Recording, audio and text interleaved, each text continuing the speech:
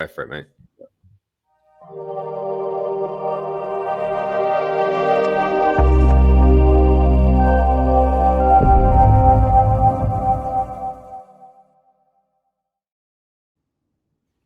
Good morning. Steph, how are we? Beautiful sunny morning we have here in the UK. How are you feeling? It's brilliant. I was in a pub garden yesterday watching the FA Cup final. Yes, but me too. Don't know how should we talk Alice about won. domestic cup finals. But yeah, good result. But yeah, it was nice to be in the pub, just having a couple of beers and taking my mind off Milan. Yeah, I mean, mate, I think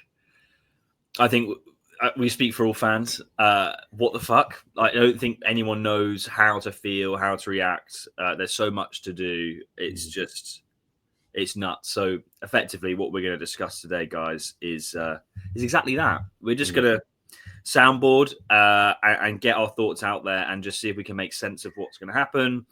There are so many, I guess, intangibles, so many variables, so many things that could go different ways that could make everything we discuss today, not make any sense. But that's the beauty of it in a way. So, Steph, to start off with, where do we go from here? The season's over. We are 2 games off the end of the season. Where actually do we go? Where does Milan go from this point on?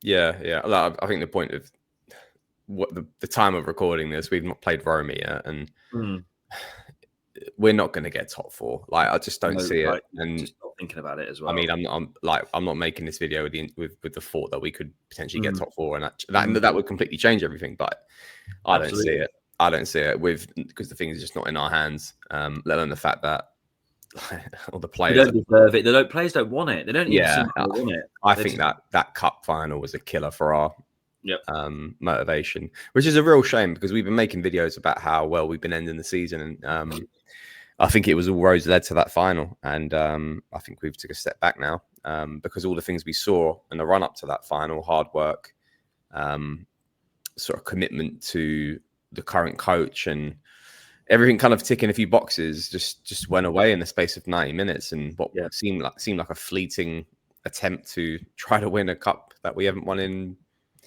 well, what is it now? Like 20 something years? 23, 22, 23 years? No, 21. Yeah, 21 years. Yeah.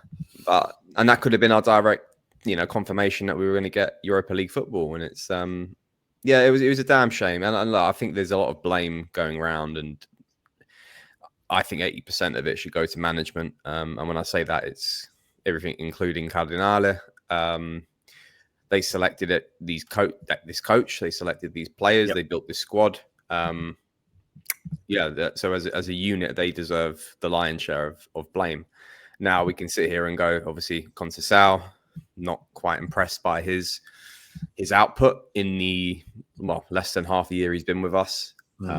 He's just jumped onto a crazy train. There's only so much I can go at him, and I know a lot of people want to go at him as well, but it's like, it's very similar to the Man United situation and other clubs where the toxicity of the club, you inherit that, and there's only so much you can do without a lot of work being done from high up, and obviously let that kind of work down granularly. And then the players as well are culpable. Some players have not stepped up this season. Some players have gone down this season. And then some players, to be honest, the ones who have been shining lights, I'm actually quite worried going out of the postseason because you've got players like Tijani Reinders with Man City who were seemingly after him. And after losing that cup final at the point of making this video yesterday, I'm guarantee you they're going to be fresh on a rebid. So players like him, Pulisic, who's had relatively good year from a statistical perspective, and I mean, like, where do we go from here? And there's just so much to unpick, and I don't know what. It's not like as if we go into the summer and go, okay, you know what, we've got 3 positions we need to get for the squad and a new head coach, and in that actually in itself sounds like a lot. We've got a new head coach. We're probably going to have to sign. We are going to sign because our Conceição is not going to stay here. Even Fabrizio Romano confirmed it. We have, from a squad perspective, not only, I guess, building a squad that would suit a formation, which we don't even know what is going to be next year. Let's say if it's 3 at the back or 4 at the back, 4-2-3-1. We've got the doubt of who's staying. Not even who's coming in, who's actually staying, because where we are right now without top four, without Champions League, and the toxic environment that we're leaving this season in, why would you want to stay if you're Tijani Reinders? Why would you want to stay if you're Pulisic? Why would you want to stay if you're Teo Hernandez? Why would you want to stay if you're Mike or Leao? And I know those players that can get us a lot of money, but we are not in a position to let those players go and have to. And I just don't, once again, trust whoever's going to come on. I'm not even come on to like sporting director and the management positions, but who's going to be recruiting the replacements. Like, you sell Reinders for, fucking hope it's not nowhere near below like 90 million euros, because let's be realistic, if they're desperate, he's that good of a player in the current market. But if they sell him for in and around that fee, I mean, I don't even know if they're going how much they have to replace him. And they do 20 mil on a fucking Musa player. We're going to go way down. Like, if you think it's bad now, try taking out the players that we heavily rely upon with scoring goals. Leao and Reinders and Pulisic. You take them out, who are you left with? And if you think eighth or ninth place is bad now, it's going to get a lot worse. A lot worse. This is where I worry as well. And my main concern going into the summer and looking into next season isn't necessarily where we finished, isn't necessarily the poor performances that we've had. They're all bad. They're all concerns of mine, but they're not the main concern now. My main concern is that I'm being very cynical about it, but that's mainly my mindset. It's how I've, I always like to be sort of like manage my expectations. And if I'm pleasantly surprised, it's a bonus. What I've seen from our management is through the dealing with Tonali is Reinders is gone, in the sense that they will want to sell him. It is an easy way for them to keep the financial scudetto that they love to keep. Even though we don't need to sell players, they can get a nice chunk of money and reinvest it. The problem where I feel like it's different and why it's worse compared to Tonali is because with Tonali, there was a way of us saying, we're selling Tonali, but we're reinvesting into the squad. We're getting a new manager. There's a new idea. The players can get on board with that. And we had some better football to play, Champions League, whatever. I actually think Milan's a big enough club.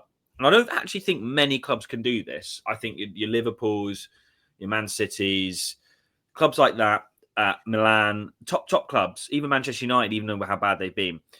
I think a club like that can survive one season out of Europe and keep their good players, especially if they've got the finances to back it. And Milan's in that position. Where it's different is we haven't got a project to convince them now. That's the bit that annoys me. That's the bit where I'm like you, where I think we could really slip here. I'm not worried or annoyed. I'm annoyed because we should be building around Reinders. That's a prerequisite. However, if we use Reinders' sale, which again I do not want at all, I think he is unbelievable and almost irreplaceable. But we have like an idea to poach Conte from Napoli next season or get Sartori from Bologna. Do all these really big things using that money to then say to Teo, Mike, Leao, all the rest of it, and then new players coming in. We've got a project. Yes, you're not going to have Europe this season, but we're going to use this season to get into the, really cut our teeth in the Serie A and then go to Europe next season. I genuinely think our top players would be happy with that. I'm honestly convinced with that, especially if we renew them as well. Your Mikes, I honestly think that. The problem is, Steph, we both know that's not going to happen.